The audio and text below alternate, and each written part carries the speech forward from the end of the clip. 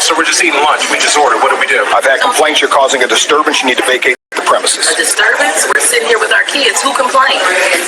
That's not your concern. Leave voluntarily or this becomes an arrest situation.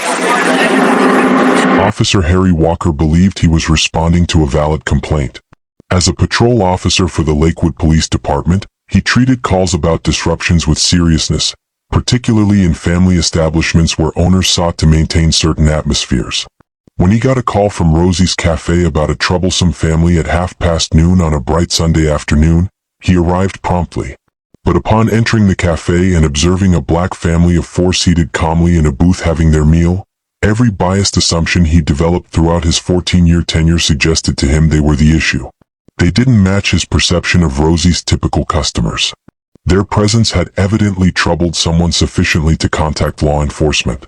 And in Walker's prejudiced view, that justified their removal. What he failed to realize, what had completely escaped his mind amid his haste to enforce discrimination, was that his department-issued body camera was capturing everything. Every statement he uttered, every movement he executed, every instance of his racial profiling documented in high-definition footage with pristine audio from his own device. The very tool designed to shield officers from unfounded allegations would transform into the proof that demolished his career and cost the city $1.8 million. Officer Harry Walker had served with the Lakewood Police Department for 14 years, establishing what his supervisors described as a dependable record of community policing.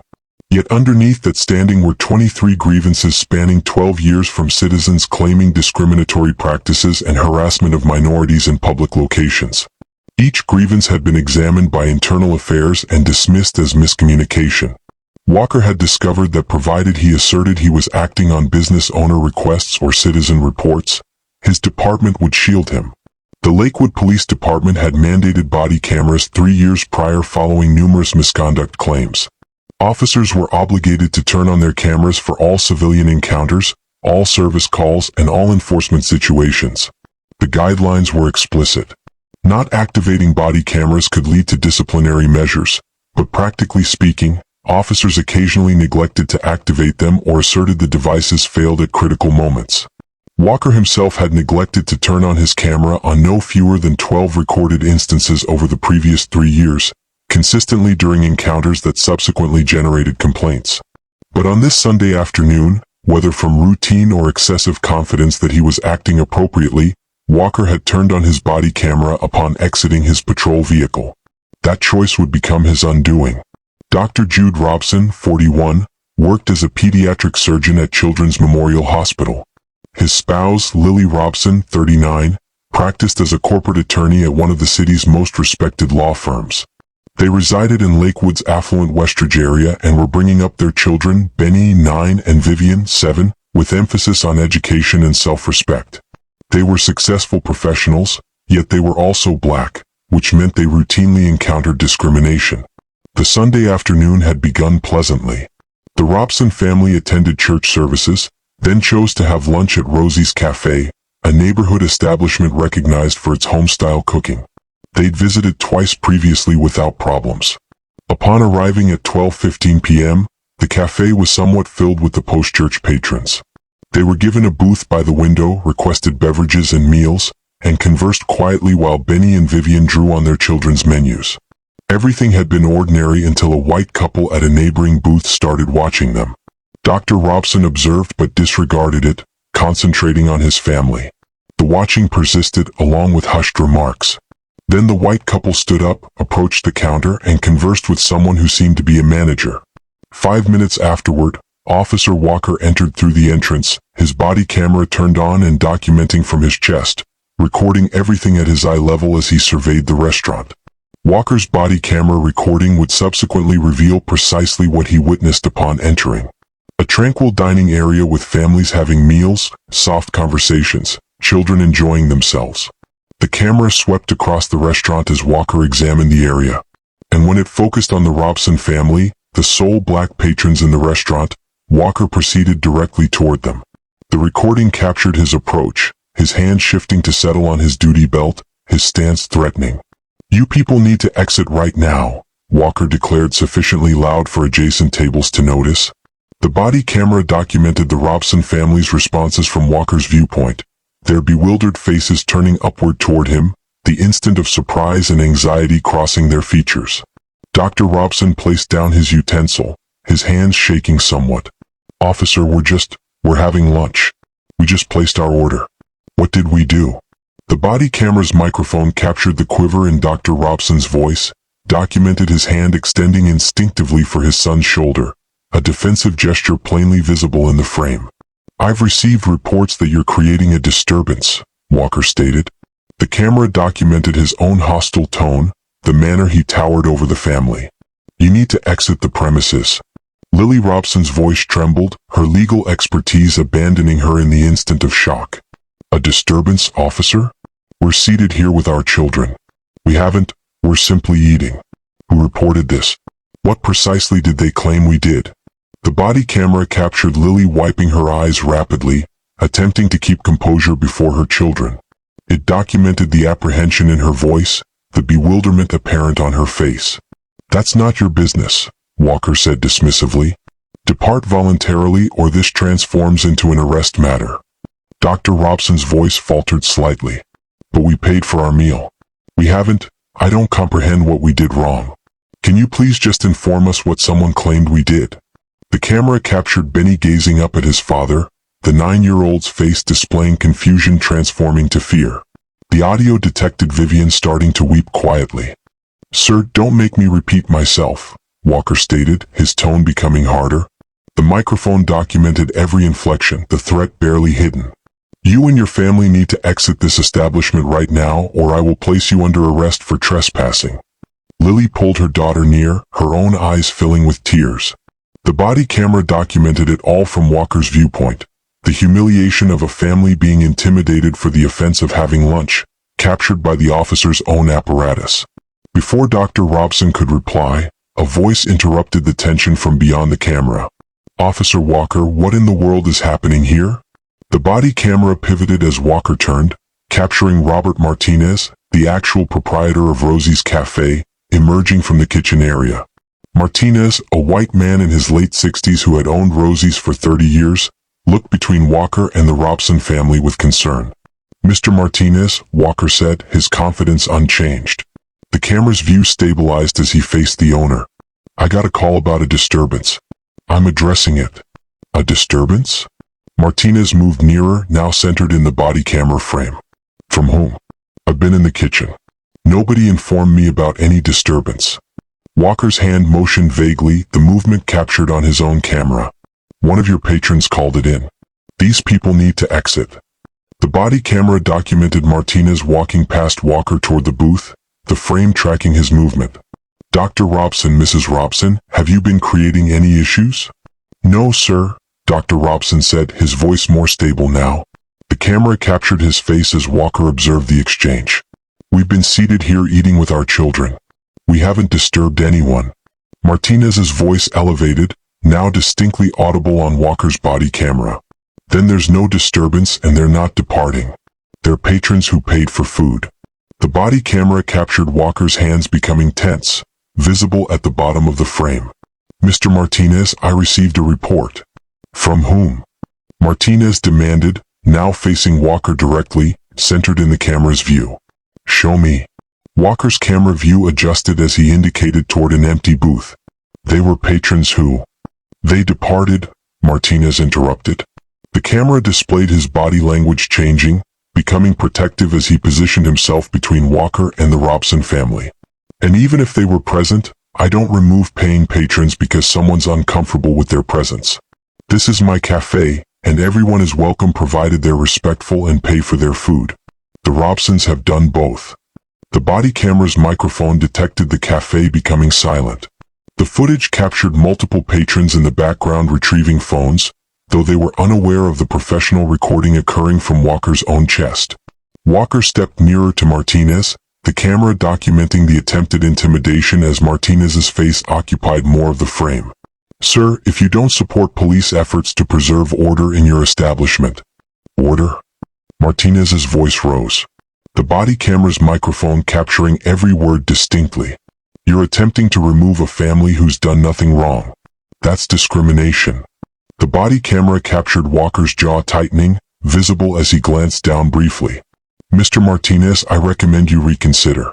The police department has a beneficial relationship with your business. You wouldn't want that to alter." The threat was unmistakable on the recording. The camera captured Martinez's expression changing, recognition of what Walker had just stated. "Officer Walker," Lily's voice came from beyond the camera, and Walker's body camera swiveled to face her as she raised her phone. "I'm Lily Robson. I'm an attorney. I'm recording this. You've just threatened a business owner for declining to discriminate against us. We haven't violated any laws. If you arrest us, there will be repercussions." Walker's own body camera now documented Lily holding her phone up, capturing the irony that there were now two recordings of the same encounter from different perspectives. "Ma'am, lower that phone or I'll seize it," Walker said, his voice captured by his own microphone. "For what?" Lily asked, visible in Walker's camera frame, her hands trembling but maintaining the phone steady. "Recording police is lawful. You're aware of that." Martinez stepped back into frame, positioning himself between Walker's camera and the family. "Officer, I'm informing you as the owner, these patrons are welcome here. They've done nothing inappropriate.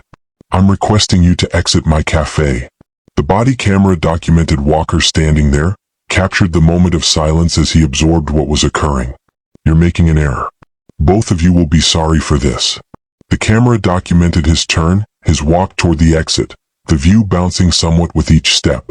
It captured the relieved murmurs and scattered applause from other patrons as he departed.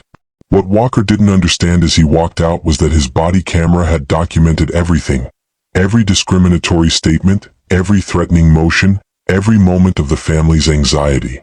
The very device intended to protect him would become the principal evidence of his misconduct. Walker returned to his patrol vehicle and, following standard protocol, uploaded his body camera footage to the department's secure server at shift's end. He composed a report asserting he'd responded to a legitimate disturbance call and that the family had departed voluntarily after he'd explained the complaint. The report omitted any mention of the business owner contradicting him, no mention of his threats, no mention that the family had been entirely peaceful. It was a fabrication designed to rationalize his actions. But the body camera footage revealed the actual story.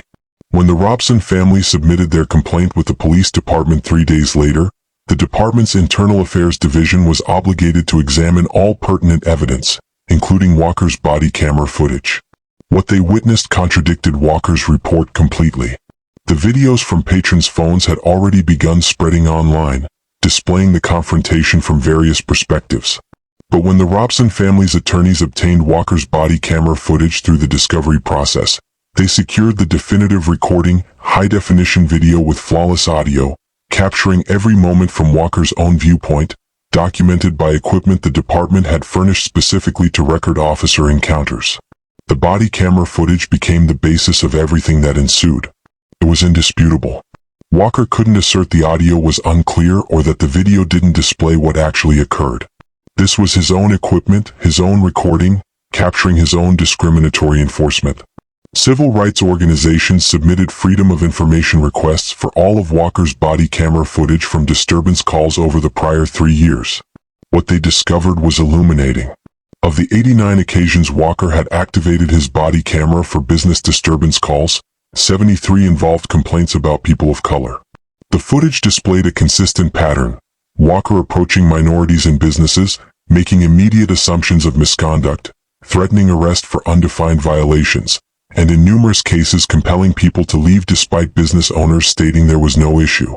In 12 other instances where complaints had been lodged against Walker, his body camera had mysteriously not been activated, conveniently leaving no video documentation of encounters that witnesses characterized as discriminatory. The investigation broadened beyond Rosie's.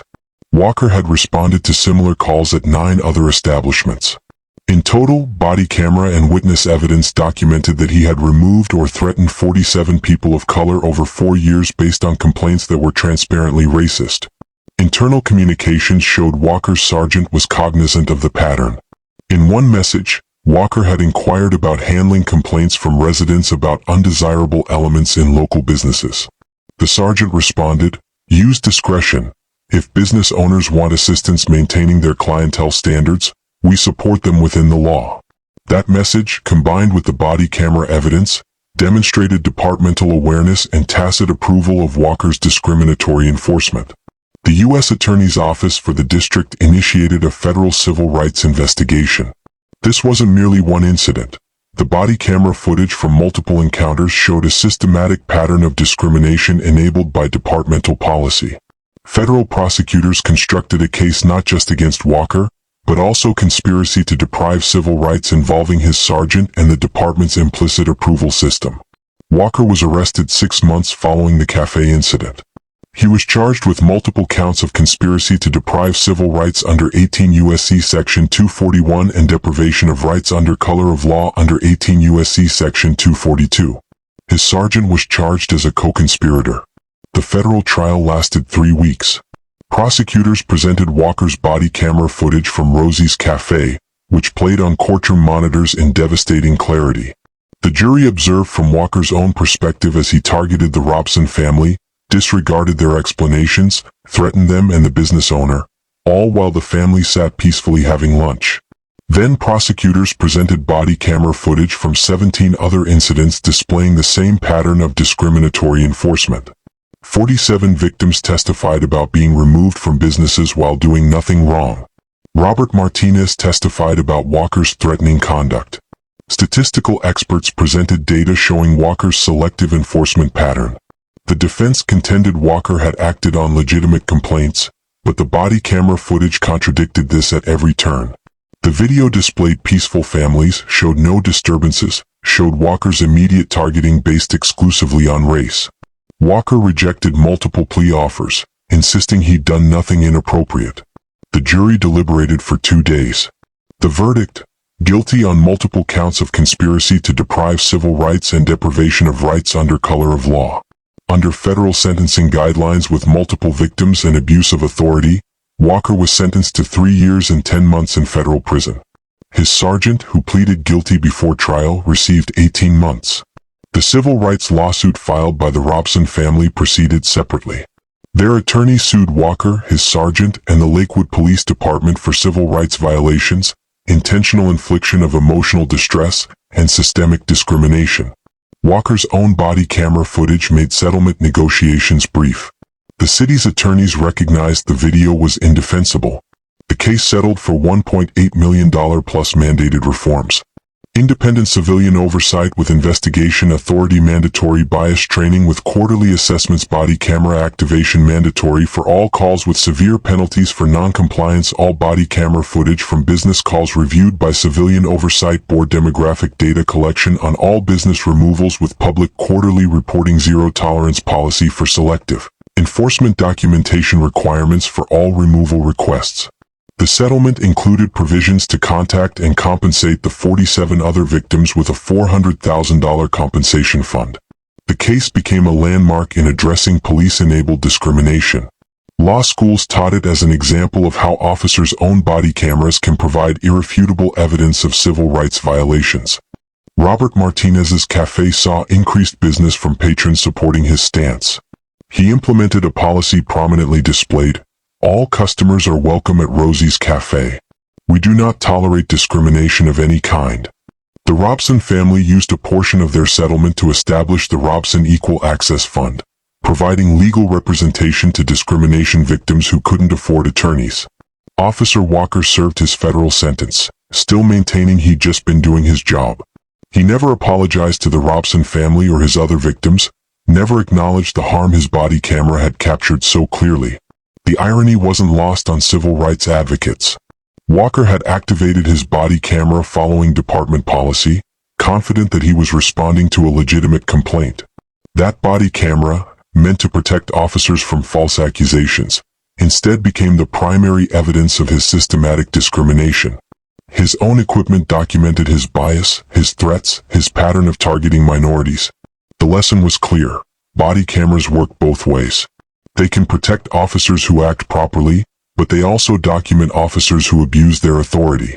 And when an officer's own body camera captures him discriminating against a peaceful family eating lunch, there's no defense, no excuse, no way to spin the narrative. Officer Harry Walker entered a cafe expecting to remove a black family, as he'd done dozens of times before. He forgot, in his haste to enforce discrimination, that his own body camera was recording everything. His 14-year career ended in federal prison, brought down by the very equipment meant to protect him. The Robson family entered Rosie's cafe for Sunday lunch. They experienced blatant discrimination. But Walker's own body camera captured the evidence that held him accountable and created lasting change.